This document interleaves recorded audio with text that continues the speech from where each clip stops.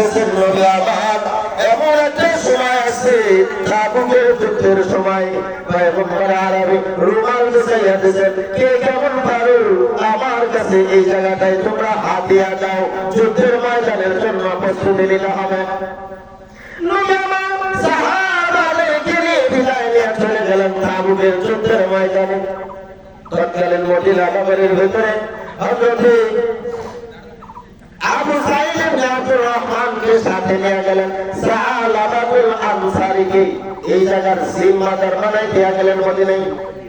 আমরা যুদ্ধের ময়দান থেকে আসার আজ পর্যন্ত আপনি এই জায়গার জিম্মাদারি করবেন, ঠিক আছে? চলে গেছেন যুদ্ধের ময়দানে। সালাবাতুল আনসারী একা একা থাকা একটা সুযোগ নিয়ে নিলেন, খুব খেয়াল করবেন।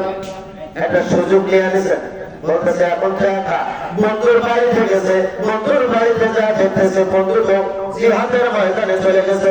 বন্ধুর বাড়ি যাবে সালাম দিয়ে ডাক দিতেছেন, বাড়ির ভিতরে কি কেউ আসেননি? বন্ধুর বিবি বের হয়ে আছে, কিতাবের মধ্যে আসতেছে বিবি বের হয়ে সালামের জবাব দেওয়ার সাথে সাথে বিবির হাত চেপে ধরছে। এটা কি তার বিবি? কথা বলেন, এটা তো তার বিবি নাই, তার বন্ধুর বিবি।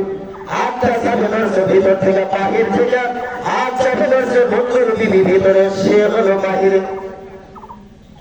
আব্দুর রহমানের স্ত্রী রাজ্যে বলে, সালামা আমরা তো আপনার কাছে আমানত, পয়গম্বর আপনার কাছে আমানত হয়ে গেছেন, আপনি হলেন তার জিম্মাদার, আপনি কেন আমানতের খেয়ানত করেন? ও সালামা আমি আল্লাহকে ভয় পাই, আপনিও আল্লাহকে ভয় পান, আপনি আল্লাহকে ভয় করেন, খবরদার আপনি এই ধরনের অন্যায় করেন না, আল্লাহকে ভয় করেন। এটা কিন্তু আমানতের খেয়ানত, আল্লাহর কাছে আপনাকে জবাব দিতে হবে। আপনার বন্ধু আমাকে আপনার কাছে আমানত রেখে গেছেন, সাথে সাথে হাতটা ছাড়িয়ে দিন। সুবহানাল্লাহ। বাইরে চলে আসেন, যুদ্ধের ময়দান থেকে নবীর ফেরার টাইম হয়ে গেল। সাহাবা চিন্তা করতেছে, আমার বন্ধুরা যদি ফেরত আসে, আসার পরে যদি এই ঘটনাটা শুনে, তাহলে আমি সাহাবা কিন্তু তারা ছাড়বে না, আমাকে তো তারা হত্যা করে ফেলবে। এই অন্যায়ের ভয়ে, এই পাপের ভয়ে, এই জান বাঁচানোর ভয়ে জঙ্গলের ভিতরে চলে গেল।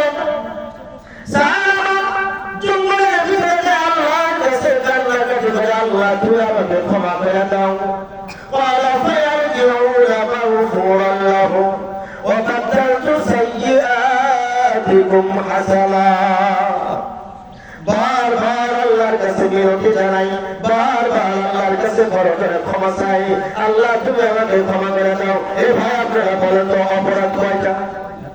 কথা বলেন, অপরাধ কয়টা? জীবনের কোনো অপরাধ করে নাই, অপরাধ শুধুমাত্র একটা করেছে। এই একটা অপরাধের কারণে বাড়ি ছেড়েছে, ঘর ছেড়েছে, জায়গা ছেড়েছে, মদিনা নগরী ছেড়ে জঙ্গলের মধ্যে চলে গেছে। সাহাবে আব্দুর রহমান, সাঈদ ইবনে আব্দুর রহমান বাড়িতে আসছে। আসার পরে রাতের বেলায় বিবি স্বামী স্বামী গো, আপনি জানেন না আপনার বন্ধুকে রেখে গেছেন, আপনার বন্ধু এই ধরনের কাজ করেছে। ভাই কি বলো, বন্ধু এমনই বন্ধু জানেননি, বন্ধুর জন্য বন্ধু জীবন দিতে পারে, এই রকমের বন্ধু। বন্ধু বলতেছে আমি রাতের বেলা ঘুমাবো না, আমার বন্ধু এখন কোথায়? ভাই সেই দিনের পর থেকে আপনার বন্ধু আর কোনো খবর নেই। বন্ধুকে খোঁজাখুঁজি করলো, কোথাও পেল না বন্ধুরে।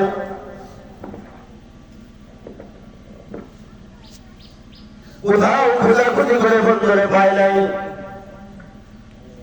সাহাবে সাঈদ ইবনে আব্দুর রহমান জঙ্গলের ভিতর দিয়ে যাইতেছেন।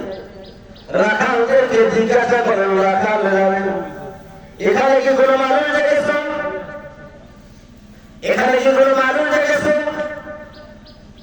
রাখাল ডাক দেয়া বলে, নবীর সাহাবী একজন মানুষকে দেখলাম, মনে হলো সে জাহান্নামের একজন আসামি, জাহান্নামের একজন আসামি। কই কিভাবে বুঝলা জাহান্নামের আসামি?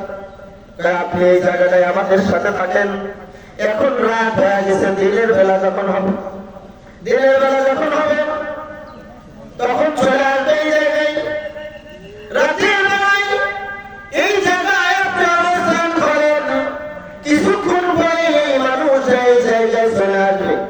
আসছে, আসার পরে পাহাড়ের সিফার ভিতরে দাঁড়াইছে, নামাজের ভিতরে দাঁড়াইয়া আল্লাহর কাছে কান্নাকাটি করে, আল্লাহ আর কয়দিন পরে আসতেছে ঈদ, আপনি কি আমারে ক্ষমা করেছেন? আল্লাহর কাছে কান্নাকাটি করতেছে, আল্লাহ আমি তো জাহান্নামের আসামি, আমি তো জাহান্নামের আসামি, আমি অন্যায় করেছি, আল্লাহ তুমি আমাকে ক্ষমা করে দাও। এই বলে কান্নাকাটি করতেছে। সাহাবী আব্দুর রহমান বন্ধুর কাছে যায় বলতেছে, বন্ধু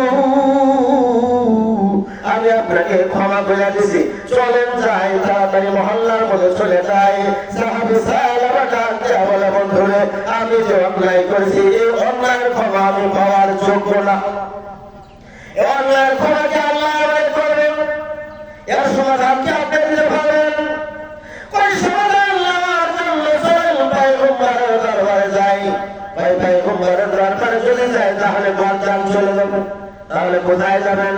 সাহাবী হযরত সাঈদ ইবনে আব্দুর রহমান বন্ধুরে ডাকতে বলে, বন্ধু চলেন যাই খলিফাতুল মুসলিমিন হযরত ওমর রাদিয়াল্লাহু তাআলা আনহুর খেদমতে যায়। ওমরের খেদমতে হাজির। ওমর ডাকতে বলতেছে, আমি তো এই অন্যায় করেছি। ওমর রাগান্বিত হয়ে গেছে, রাগান্বিত হয়ে ওমর বলতেছে, তোমার সাহস হলো কিভাবে আমার দরবারে আসার? তোমার রাসূল যদি আমাকে অনুমতি দিতেন আল্লাহর কসম তোমাকে আমি বদজান ফলাইয়া দিতাম। অপরাধ কয়টা? কথা বলেন, অপরাধ কয়টা? এখন কি করবে? কাঁদতে কাঁদতে চলে যাইতেছে। ওই কাইন্দরা ওই আর এক জায়গায় আছে, নাই কোথায়? ওই চলো আমরা আলীর দরবারে যাই।